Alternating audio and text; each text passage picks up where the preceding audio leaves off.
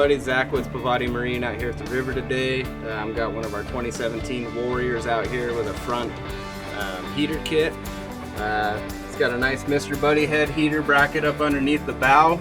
You got your sliding pizza tray up, so you put your food, put hot towels and rags, keep your hands nice and warm, clean your hands off.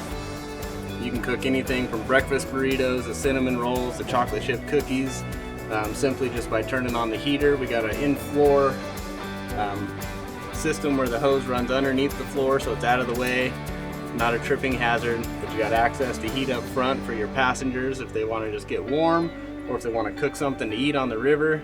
It's really nice having the oven tray.